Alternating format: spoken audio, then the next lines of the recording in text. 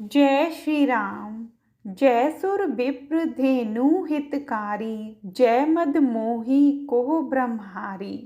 सद्भाव रामायण अयोध्या कांड अध्याय 11 मंथरा विद्या भाग 2। मंथरा बोली, देवी अब बोलने का कोई अर्थ नहीं, आपने जीभ खींच लेने की धमकी दी है। अरे महारानी, राम राजा हो या कोई दूसरा हो, मैं दासी से रानी नहीं होने वाली। मेरा स्थान तो वहीं का वहीं रहने का है। यह तो आपका अहित मुझसे देखा नहीं गया, इसलिए रानी माँ बात करने आई थी। पर अब मुझे लगता है कि आपसे सत्य सहा नहीं जाता। आपको तो खुशामद ही पसंद है। नहीं, ऐसा मत बोल। बोल, बात क्या है? देवी, राम को राज्य मिले यह तो मुझे भी पसंद है।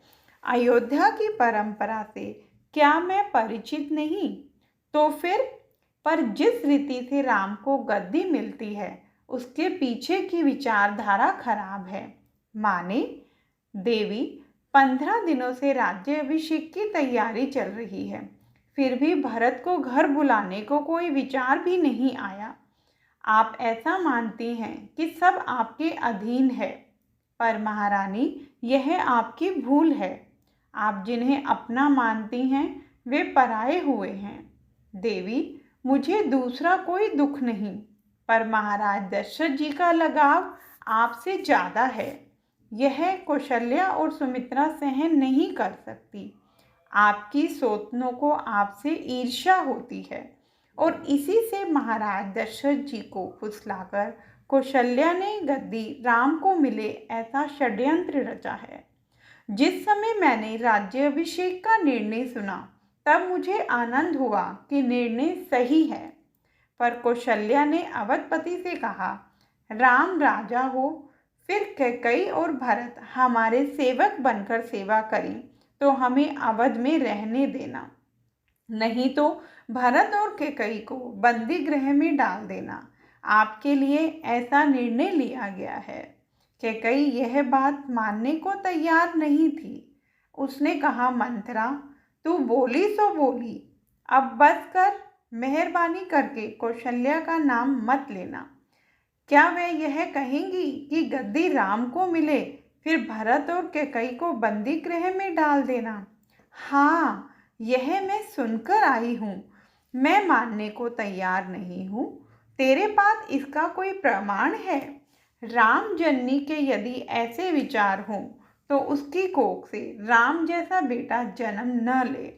मंथरा, जिसने भारत को राम दिए हैं उस कौशल्या माँ का झूठा नाम लेगी तो तुझे पाप लगेगा। कैकेयी इतना अच्छा बोलती है, पर मंथरा फिर एक दूसरा आघात देती है।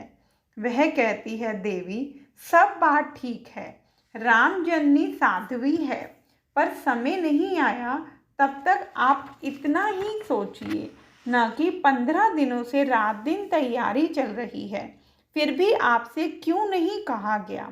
इस बात के साथ तो आप सहमत हैं ना? देवी, यह तो आपका खाया पिया है, आपके दिए कपड़े पहने हैं और आपके साथ ही बड़ी हुई हूँ, इसलिए आपका अहित मुझसे देखा नहीं जाता।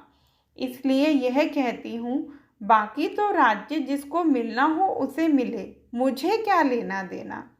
धीरे धीरे मंथरा सौतनों की कथा कहने लगी, पुराणों के दृष्टांत देने लगी। जिन्हें सत्ता मिली उन्होंने रिश्तेदारों की कैसी उपेक्षा की उसके प्रमाण देने लगी और ऐसा करके कैकेयी के मानस को भ्रष्ट करने की कोशिश करने लगी। कुछ राम की इच्छा, कुछ देव की इच्छा, कुछ सरस्वती की रजोगणी माया, यह सब इकट्ठा हुआ और कैकेयी के विचारों को बदलने में मंथरा सफल होने लगी। कैकेयी मंथरा के नज़दीक गई और कहा, मंथरा, राम राजा बने यह मुझे पसंद है, पर राम को राज्य मिलने के बाद मुझे और भरत को बंदी गृह में डाल दें तो यह एक वस्तु तुझे बता दूं, मंथरा, कि मैं और भरत किसी की सेवा नहीं करेंगे। मैं भी रानी हूँ, मैं अपने मायके जाकर जीवन पूरा करूँगी। बाकी हम किसी की गुलामी नहीं करेंगे। मंथरा, मैं सपनों में भी किसी का खराब नहीं कर सकती, फिर भी मुझ पर ऐसा दुख, मेरे भरत पर ऐसी आपत्ति। देवी, सरल आदमियों को सब लोग परेशान करते हैं, तो इसका कोई उपाय? मेरी बात मानो तो हो सकता है। मैंने तो जब से आपके विरुद्ध की बात सुनी है तब से रात को नींद नहीं आती और दिन को खाना अच्छा नहीं लगता। मैंने तो आपके लिए कितने ही ज्योतिषियों से पूछा है।